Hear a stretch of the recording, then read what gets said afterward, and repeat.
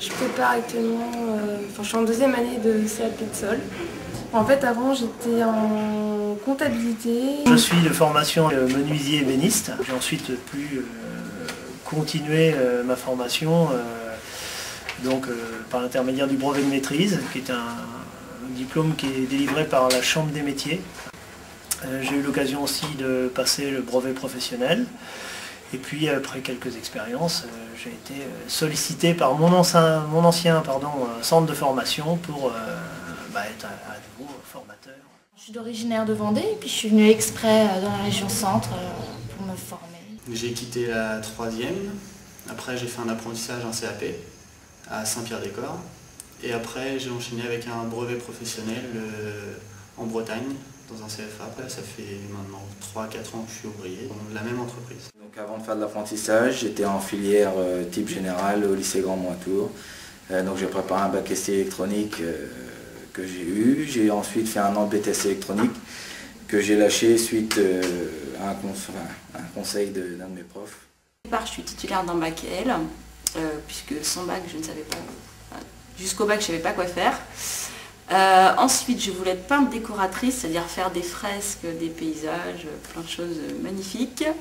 Et donc, il a fallu que je passe un CAP de peintre. Donc, je suis revenue au CFA à mes 20 ans, donc faire un CAP de peintre que j'ai eu en candidat libre, donc j'ai passé en fait 6 mois ici. École de déco juste après, et puis je devais reprendre la boîte de mes parents qui ont une boîte de peinture. Ça c'est pas fait, j'ai vu qu'il y avait une place à pouvoir prendre. Je pense quand même que la matière en elle-même, le travail du bois, les différentes essences, alors on retrouve des sens que l'on a en nous, le toucher, l'odeur, etc. Mais aussi le côté créatif, c'est-à-dire qu'on a une matière qui nous permet de faire plein de formes variées, plein de couleurs, d'assemblages. On s'aperçoit dans les choses contemporaines, on retrouve beaucoup de bois allié avec des métaux, allié avec de la pierre. Voilà, c'est ce mélange possible qu'on a avec les matériaux qui me plaît et qui me plaît de plus en plus dans ce métier. Au jour d'aujourd'hui, je ne suis pas obligée d'appeler un peintre pour travailler chez moi. Je peux faire ce que je veux, je le fais à mon goût, à ma manière. Et ça permet aussi de personnaliser, de ne pas avoir le même intérieur que tout le monde.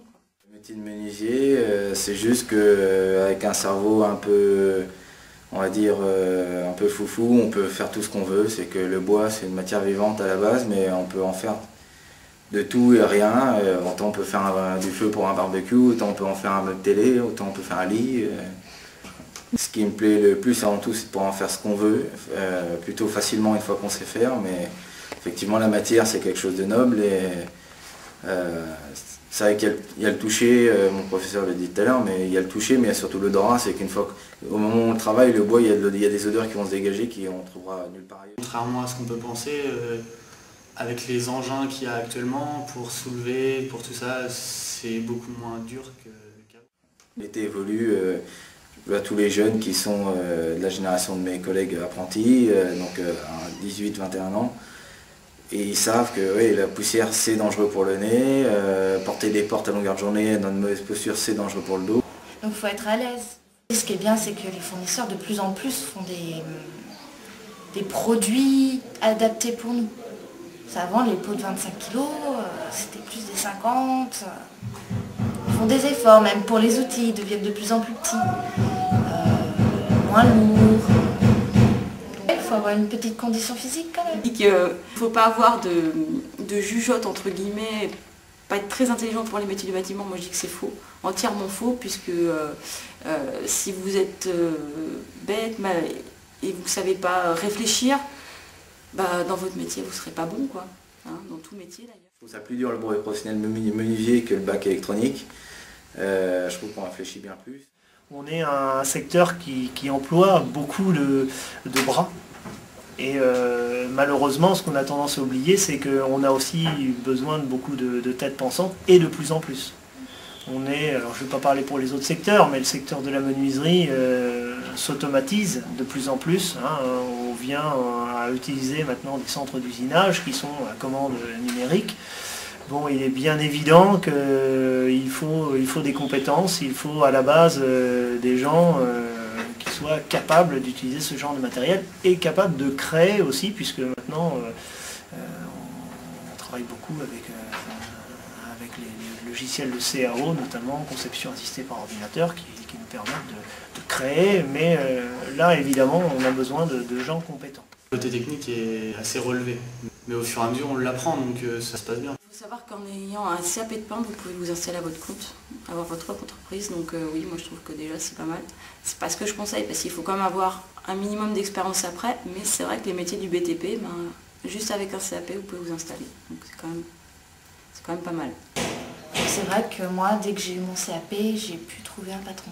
Si j'ai fait menuisier, effectivement, c'était bon pour connaître mon métier, pour voir un peu ce petit monde, mais c'était surtout pour créer mon entreprise. C'est vrai que les métiers du bâtiment, on peut penser que c'est une voie de garage, c'est une impasse, pas du tout. Hein, il faut savoir, donc, comme je le disais, avec un CAP, on peut s'installer. On peut aussi être conseiller en vente, conseiller technique en vente. Vous pouvez aussi être formateur. J'aimerais bien passer de responsable de chantier, d'équipe, et après pour devenir patron. Des potes qui sont en fac de droit, qui commencent à échouer, qui se disent que effectivement CAP c'est pour les nuls qui ont tout loupé, mais bon, j'essaie de leur faire comprendre que même un CAP cuisinier ou pâtissier, c'est quelque chose de génial, il y a toute une vie à faire derrière avec. Le fait de revoir des anciens apprentis qui sont maintenant à leur compte ou qui ont des responsabilités énormes, ça aussi c'est notre récompense et c'est ce qui permet de continuer d'évoluer dans ce métier. Je conseille aux jeunes qui ont envie d'apprendre ce métier-là de le faire, quoi. De ne pas laisser le patrimoine français tourner en ruine.